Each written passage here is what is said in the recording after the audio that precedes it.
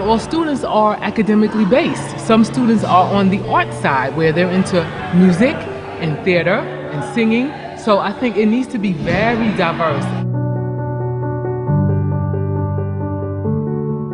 Just like with college, they could go and like you start off in the beginning and you do a general thing, but then as you go along, then now they want you to pick what your specialty is going to be. So maybe you'll start off, you get a little bit of cooking and you'll get a little bit of this, and then you'll see where your natural talent is. Kids change their mind very often, so it may vary every year. Maybe one year they want to do this and get into it, may not like it.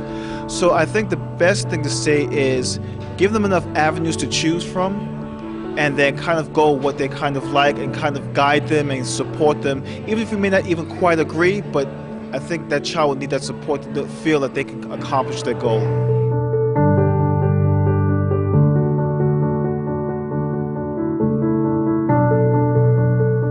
By letting them make decisions for themselves.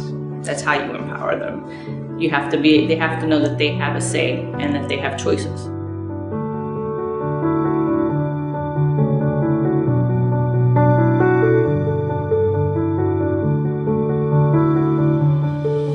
Some students aren't able to work at the same pace as other students, so I would like it to be able to work where students can all work together and have the special abilities that are needed for students who can't work at the same pace as other students. I think you need to provide lots of, I'll call them external classroom opportunities, not just learning at a desk and a blackboard. If you're not doing well and you get your report card, I feel like you should feel comfortable enough to say to your teacher, what didn't I do? What's missing? Why did I get this grade? What could I have done better?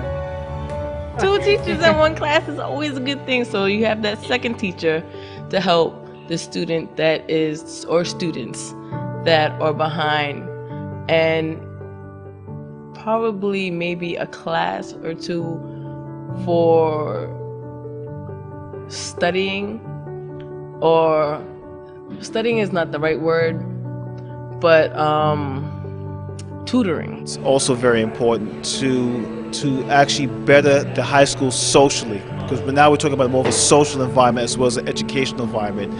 If the social environment is very, very pleasant, very outgoing, very progressive, that reflects on their work.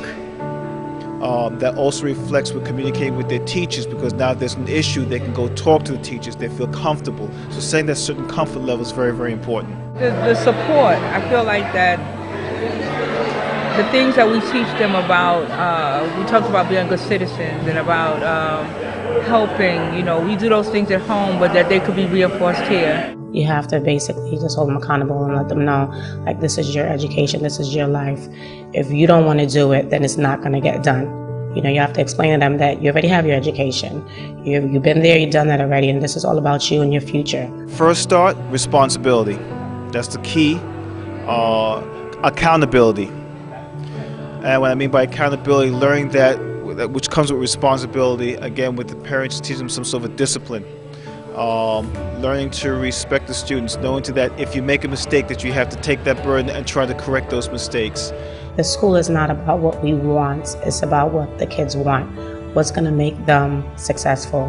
What do they need to be successful? What can we put into the school to help them be successful? They are the core, really, to what the high school should be about. Because if you listen to their needs, then I think you can really build a school around what they need.